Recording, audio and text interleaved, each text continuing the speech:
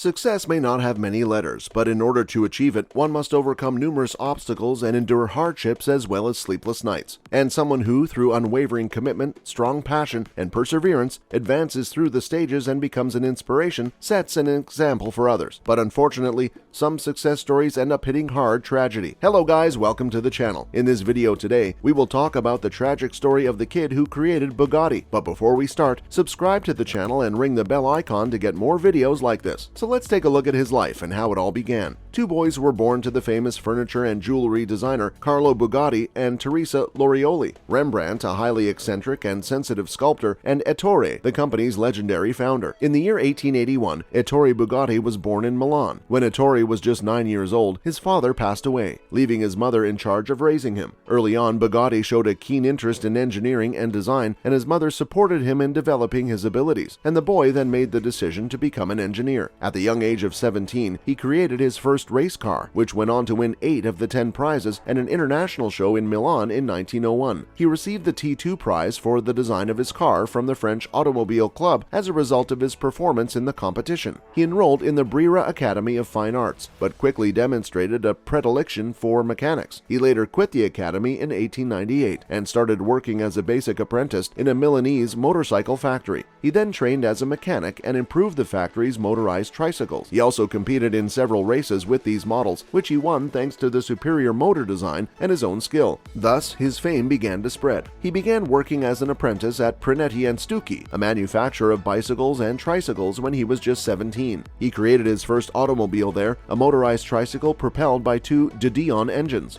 His first automobile, which he drove in 1900, came quickly after this remarkable accomplishment. Count Guglielmi, who saw the young engineer's talent and potential as a car producer, had provided funding for the exceptional project. Young Ettore received recognition for this project at the Milan Industry Expo that same year. He experimented with and completed his first prototype that same year, helped by his inherent engineering and artistic ability. He built Type 1 from the drawing to the assembly. The Bugatti Type 2 was created a short while later with the help of Ferrara's nobleman.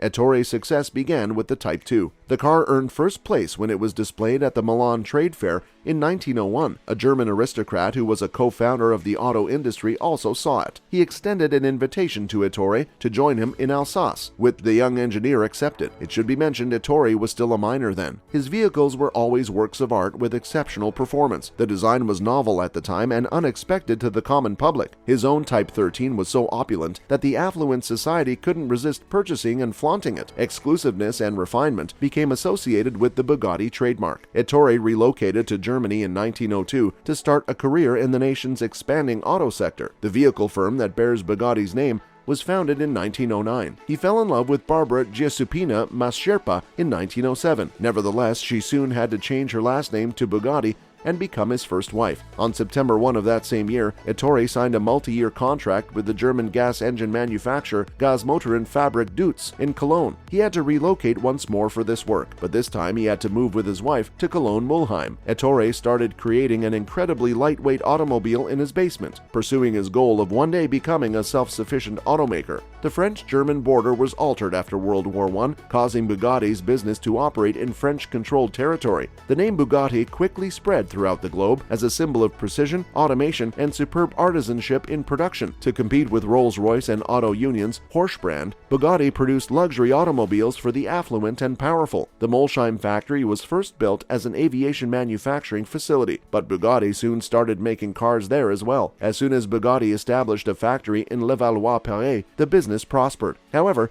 in 1926, Bugatti's most well-known automobile, the Type 35 sports car, was obliterated in a competition, preventing him from continuing to produce the Type 35. Despite the setback, Bugatti was adamant about carrying on with the production of automobiles and decided to start his brand in France. At the age of 28, in the factory he constructed in Mulheim, he produced his first automobiles under his own name. Even though all of his automobiles were deep blue in homage to the French flag, he was Italian and stayed like that until the very end. The Bugatti Royale Type 41 rose to fame in the 1930s as one of the most coveted luxury vehicles ever. Additionally, Bugatti vehicles have a stellar reputation in the world of auto racing. The Fiat, Mercedes, and Bentley Type 35, as well as the Bugatti Type 35, were fierce competitors for several years in the racing world. Ettore Bugatti acquired French citizenship in 1947. He frequently designed his own machinery, and his plants were well stocked with cutting-edge machinery. The Atlantic, Royale, and Type 57, which competed in and won the 24 Hours of Le Mans in 1937 and 1939, are just a few of Jean's most well-known creations.